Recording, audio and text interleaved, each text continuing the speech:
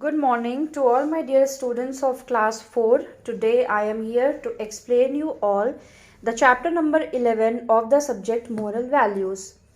आज की क्लास में मैं आप लोगों को moral values सब्जेक्ट का चैप्टर नंबर 11 एक्सप्लेन करूंगी.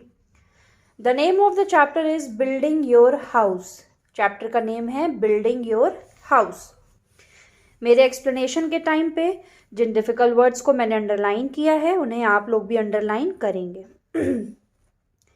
An elderly carpenter was ready to retire. He told his employer contractor of his plans to leave the house building business to live a more leisurely life with his wife and enjoy his extended family.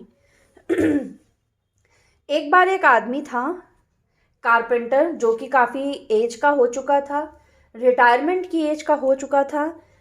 उसने अपने contractor को बोला, contractor वो आदमी जो उनको काम देता था घर वगैरह बनाने के लिए, कि मेरी अब उम्र हो गई है, मैं अब इस काम से रिटायरमेंट ले रहा हूँ और मैं अब अपनी बची हुई ज़िंदगी अपनी वाइफ, अपने बच्चों और अपने पोता पोती लोगों के साथ जीना चाहता हूँ. He would miss the paycheck each week, but he wanted to retire they could get by. The contractor was sorry to see his good work go and asked if he could build just one more house as a personal favor. Contractor ये news सुन के दुखी हो जाता है कि ये इतना अच्छा काम करता है, क्यों अपना काम बंद कर रहा है. उससे कॉन्ट्रैक्टर उससे एक रिक्वेस्ट करता है कि एक मेरी लास्ट रिक्वेस्ट मान लो और एक आखिरी घर मेरे लिए बना दो. The carpenter said yes, but over time it was easy to see that his heart was not in his work. Carpenter contractor की बात मान तो जाता है, बट काम जो है वो बड़ी मजबूरी में करता है और जैसा तैसा काम कर देता है. वो बस किसी भी तरह जल्दी जल्दी काम निपटा के वहां से जाना चाहता है. His resorted to shoddy workmanship and used inferior materials.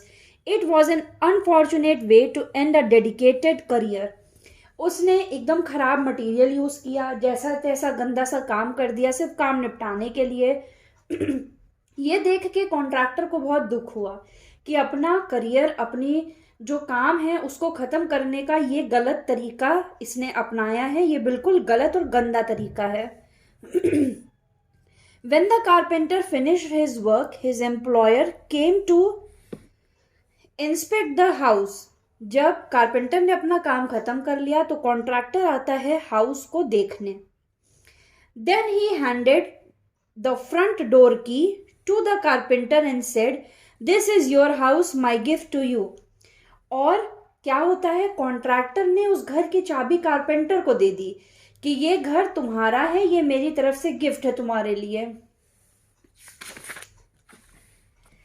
The carpenter was shocked. Carpenter हैरान हो गया कि ये कैसे हो गया, ये घर मैंने बनाया और इन्होंने मुझे तो पहले ये बात बताई नहीं कि ये घर तुम्हारा होने वाला है. बनाने के बाद ये मुझे घर की चाबी दे रहे हैं कि ये मेरी तरफ से गिफ्ट है तुम्हारे लिए. What a shame. If he had only known he was building his own house he would have done it all so differently. अब उसको इस बात का बहुत दुख होता है कि ये काम तो मैंने गंदा जैसे तैसे कर लिया. अगर मुझे पहले से मालूम होता कि ये घर मुझे मिलने वाला है तो मैं इस घर को और अच्छी तरीके से और बहुत ही अच्छा सामान लगा के बनाता. So it is with us. We build our lives a day at a time, often putting less than our best into the building. तो इससे हमें ये सीख मिलती है कि हम अपनी लाइफ बनाने वाले खुद ही रिस्पॉन्सिबल होते हैं. एक तरीके से ये एक मोरल है स्टोरी का कि आप जो भी करते हैं आप अपने लिए करते हैं और वो चीज़ आपकी लाइफ को ही इफेक्ट करती है. Then with a shock we realise we have to live in the house we have built. हम पहले मेहनत नहीं करते हैं और जब उसका रिजल्ट गंदा आता है तो फिर हमें रियलाइज होता है कि काश हमने मेहनत की होती तो आज ये रिजल्ट अच्छा आया होता. If we could do it over we would do it much differently, but you cannot go back. You are the carpenter and every day you hammer a nail, place a board or erect a wall. Someone once said, your attitude and the choices you make today help build the house you will live in tomorrow. Therefore, build wisely. आप रोज अपनी life में कुछ फैसले ऐसे लेते हैं जिन फैसलों के साथ ही आपको लाइफ जीनी होती है। तो जो भी चॉइसेस आप करें उसको वाइजली करें, क्योंकि आप ही अपनी लाइफ के बिल्डर हैं। ठीक है, तो आपको चॉइसेस ऐसी करनी चाहिए कि आप जब अपनी लाइफ जिए तो आपको उससे कोई पछतावा ना हो। Let's do the exercises. Tick the correct option. First, carpenter was ready to retire. Second, contractor asked the carpenter to build one more house. Third, the carpenter used inferior material. Fourth, after getting a house, carpenter was shocked.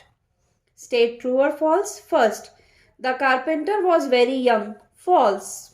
He was elder. Second, the carpenter wanted to retire. True. The contractor asked carpenter to build one more house. True. The contractor gifted the house to carpenter. True. Fifth, the carpenter was shocked after getting the house. True. Filling the blanks.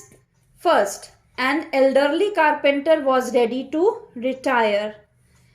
Second, he resorted to shoddy inferior materials.